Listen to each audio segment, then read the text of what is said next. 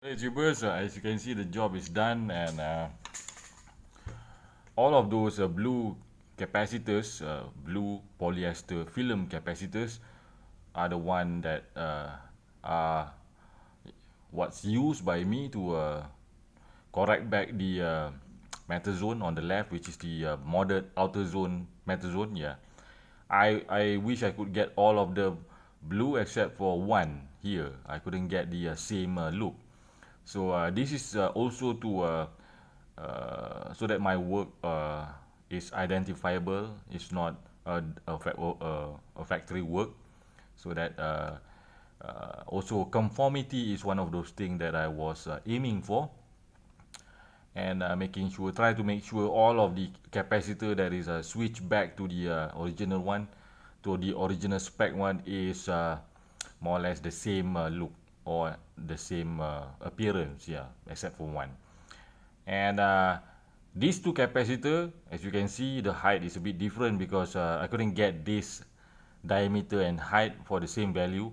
I only can get this kind of size, but nevertheless the value is exactly 1 microfarad electrolytic 50 volts. Yeah, one more behind there, that was as I can see, the rest remain the same. The resistor that was changed, managed to have a 1K 8 watt resistor, which is this one, in place of the, if you remember in video 2, I think the one that or video 3, the one that that was a tombstone, the replaced one.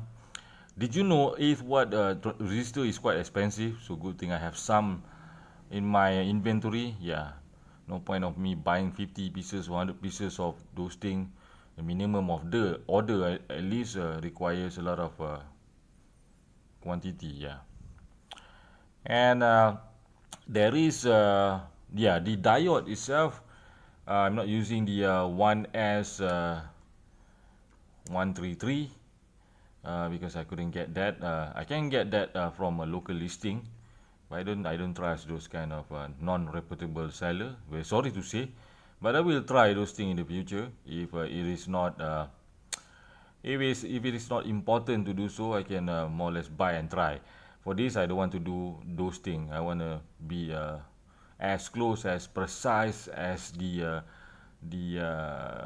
schematic requires it. Yeah, yeah. Those are the diodes. I think you cannot see it from here. More or less the same size. The one end, depending on the milliwatts of that you order. So yeah. What else? There is one value that I couldn't get, which is I'm going to show you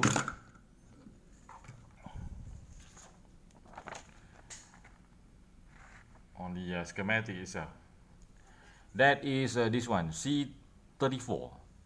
It requires a 27 nanofarad. No, this is not very common, and also it's very expensive on my account to buy such value, because I cannot order this one. I have to order probably 5 or 10 pieces, and if I order this, that would impede the ability to make this job as affordable as possible to the owner of the outer zone.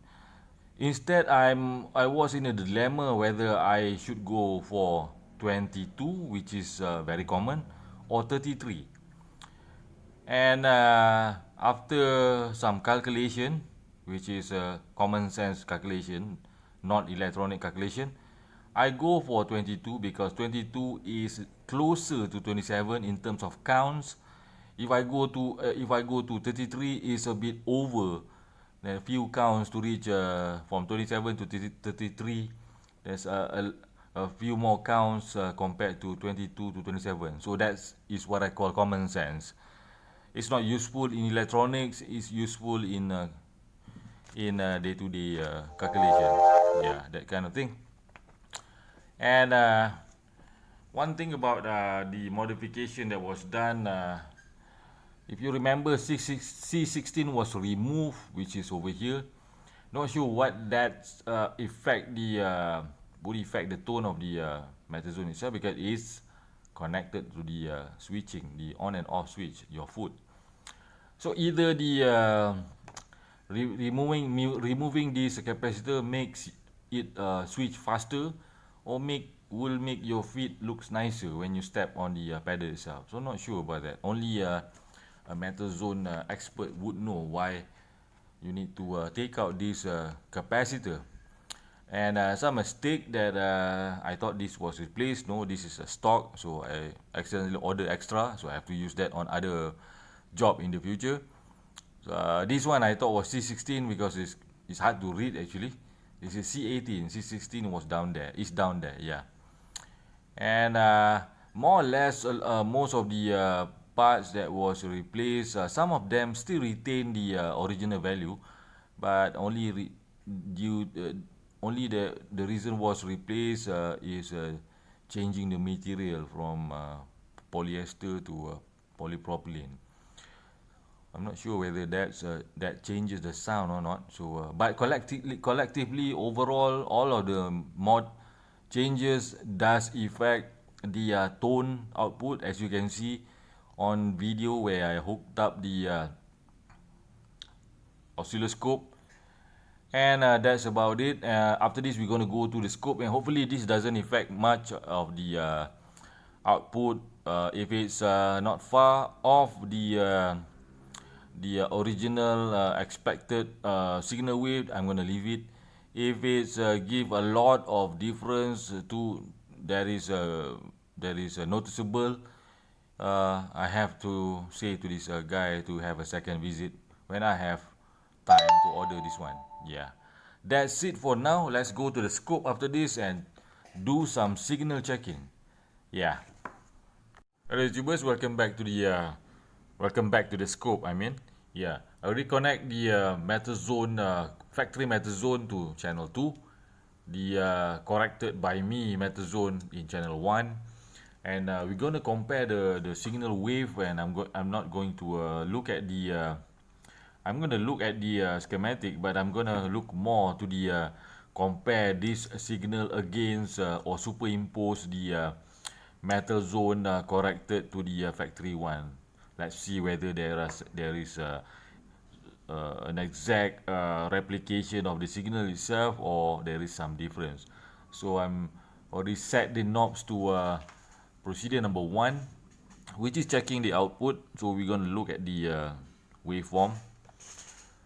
So on below, the signal below is the factory one, which is on channel 2, and there is a bit of not sure where is the origin of the jerkiness.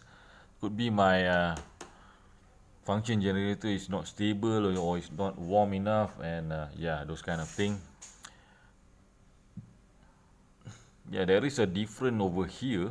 If I superimpose the factory one against the corrected one, there is a slight difference there. But anyway, we're going to look through all the each of the procedure, see whether the rest of the signal is match or not. Yeah. Next is the procedure number 2, which is checking the drive, turning the drive all the way maximum, and yeah,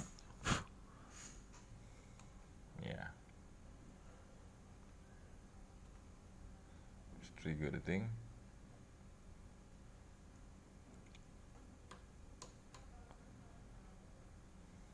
Yeah, can we trigger this? Looks very close. Yeah, very close, not too close. As you can see, this signal here, the corrected one has higher a bit thing, and over here I'm gonna point the difference. I'm not gonna explain what signal, what are the frequency changes or that kind of thing, and yeah. Yeah, more or less close. Procedure number 3, which is the maximizing both the Q and the mid. Again, we have to go into trigger.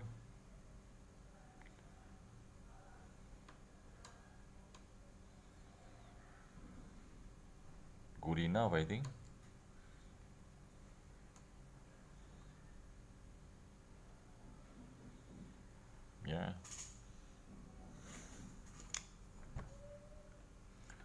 some difference there, not a lot. Yeah, could be there is some minor changes done to this. This comes later than this one. This is following the first batch MT-2, I think. Yeah. And number 4 is checking the mid only. So now we are turning off the Q. Yeah.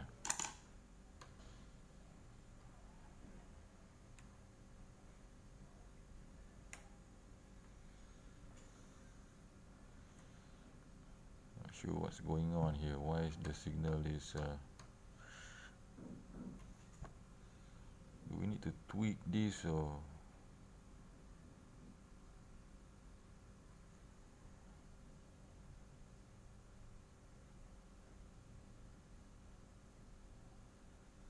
yeah, I can get the thing almost exact if I turn the mid at this position.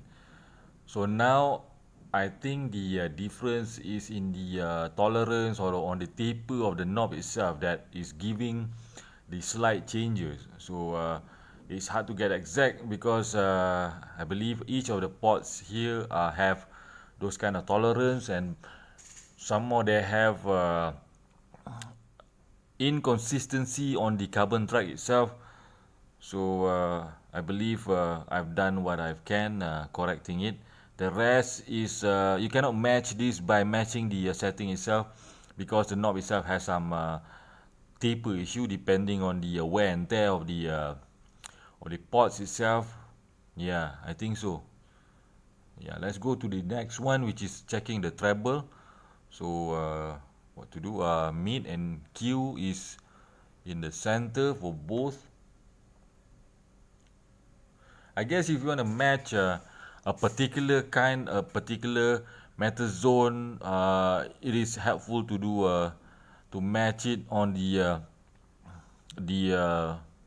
scope itself and turning it so that the signal matches, not matching the knob itself. The knob itself can varies from each has the wear and tear factor. Yeah, I think so. Yeah.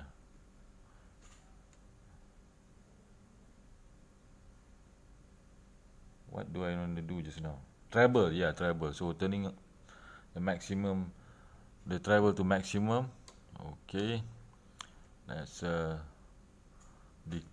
decrease, or should I say increase the yeah, let's do alternate so we can see it clearer. Yeah, very close, I think very close.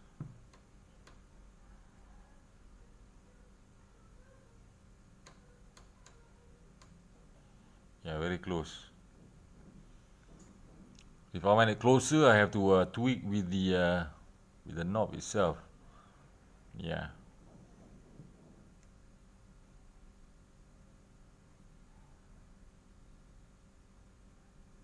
Yeah. And last is the bass. So turning max the bass, turning the treble back to center.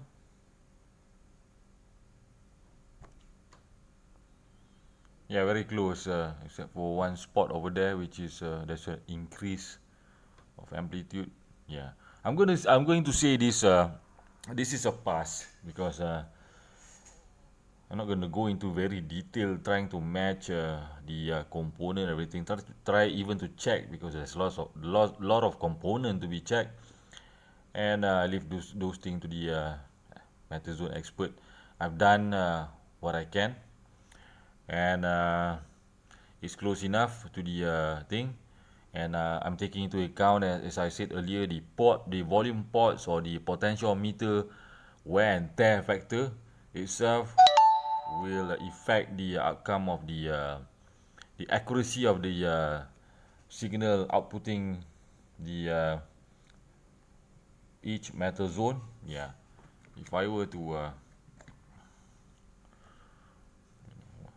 not seeing anything, signal too low would be, yeah.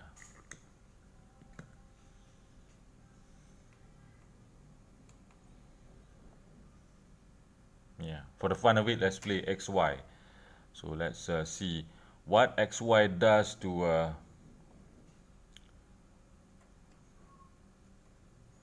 the signal, a mix of both signal.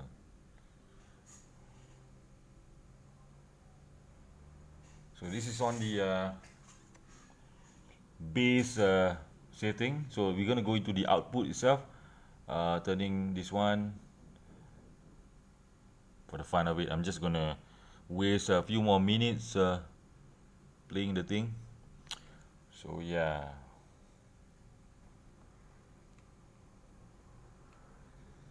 So this is what you get on XY mode.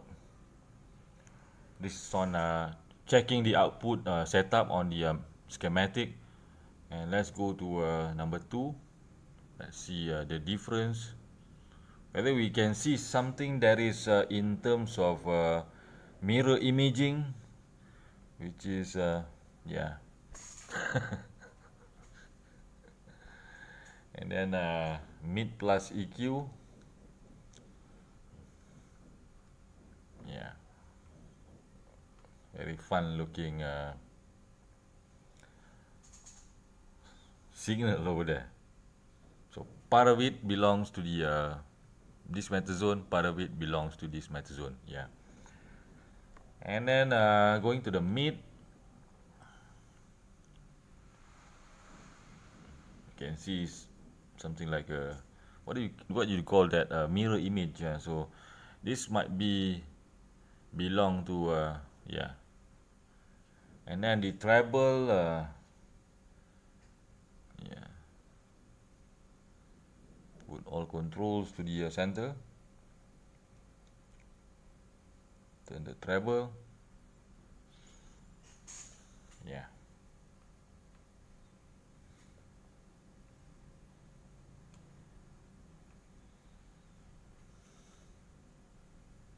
Very nice. So that's it for today, and that's it for this series of matter zone tone correction. I believe I've done everything I can to correct the matter zone itself, and